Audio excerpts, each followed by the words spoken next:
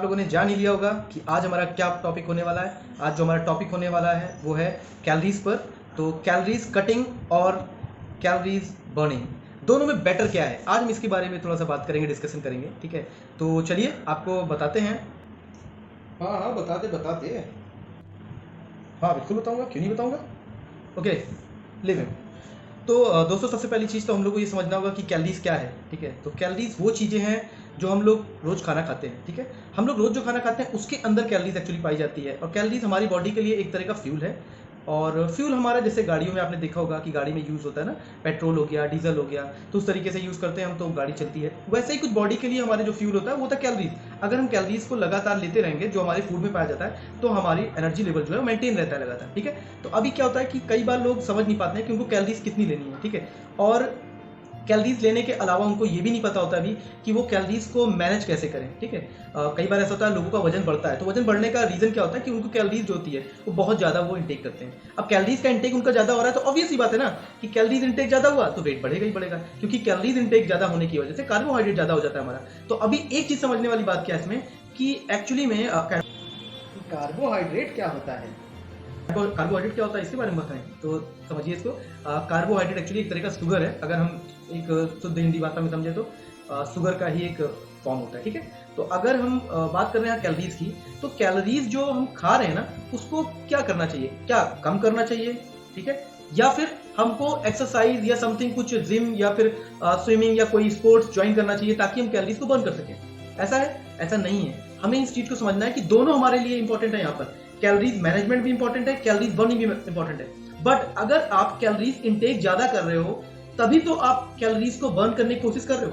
But यहाँ पर अगर हम दोनों का सपोर्ट लें कि कैलोरीज को थोड़ा थोड़ा सा बर्न भी करें और कैलोरीज को थोड़ा सा इंटेक जो है वो भी कंट्रोल में करें तो आपको वेट लॉस करने में कोई प्रॉब्लम नहीं आएगी। आप वेट लॉस बहुत आराम से कर सकते हो। ठीक है, क्योंकि वेट अधिकतर लोगों का तभी बढ़ता है जब कैलोरीज की मात्रा बढ़ती है ज्यादा। ठीक है, तो अभी ज्यादा कैलोरीज नहीं लेना है हमें क्या करना है, अपने खाने के कैलोरीज को समझना है। अभी हम मैनेजमेंट की बात करेंगे कि कैलोरीज को मैनेज कैसे कर सकते हैं। ठीक है, तो सबसे पहले एक चीज समझिए कि आप दिन भर में कितना खाना खाते हो। आपको समझना यह है कि अगर आप सुबह के टाइम पर नाश्ता करते हो तो आप 400 कैलोरीज से 500 कैलोरीज तक खा लेते हैं। क्योंकि बहुत से लोग होते हैं जो यहाँ पर भारत में हम अगर बात करें तो भारत में नॉर्मली लोग क्या करते हैं कि पराठा लेते हैं, पूड़ी लेते हैं या रोटी लेते हैं, सब्जी लेते हैं, सुबह सुबह बढ़िया भरपेट नाश्ता करते हैं, उसके बाद काम पे जाते हैं। एक्चुअली नाश्ता करना खराब चीज नहीं है, अच्छी चीज है, बट वहाँ पर प्रोटीन की मात्रा ज्यादा होनी चाहिए। और प्रोटीन अगर कैलोरीज वाला कैलोरीज के साथ साथ प्रोटीन है तो बेस्ट है वो। बट क्या होता है वो नहीं ले पाते हैं। तो अभी देखिए, अगर आप सुबह के नाश्ते में आपने क्या किया कि 400 कैलोरीज ली और दोपहर के खाने में सपोज करो आपने 500 कैलोरीज ली एंड अगेन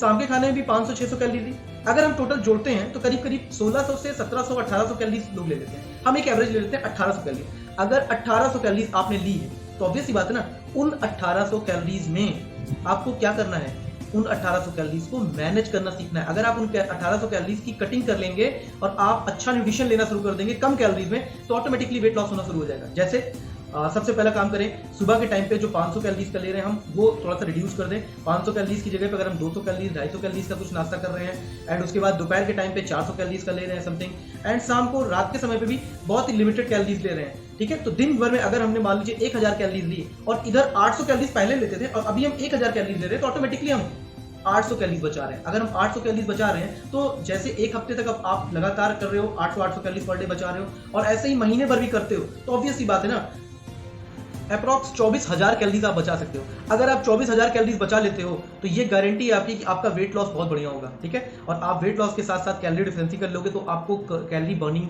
में भी बेनिफिट मिलेगा। कम कैलोरीज को बर्न करना पड़ेगा क्योंकि ऑब्वियसली बात जब कैलोरीज ज्यादा जा नहीं रही है तो बर्न करने की जरूरत नहीं पड़ेगी। ठीक है, तो बहुत ही सिंपल शब्दों में इसको समझिए कि बहुत ज्यादा एक्सरसाइज करने की, रनिंग करने की जरूरत नहीं है।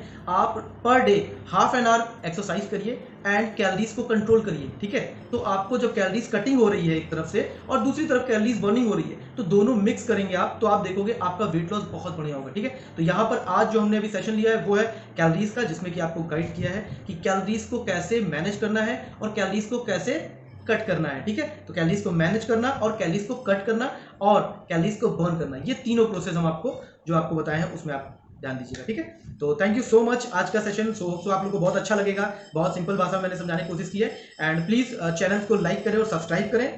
कोई नहीं करेगा, लगा लो सर, कोई नहीं करेगा। नो करेंगे सभी करेंगे। क्यों फ्रेंड्स, करेंगे ना। इसको झूठा साबित करेंगे। तो प्लीज़ चैनल को सब्सक्राइब करें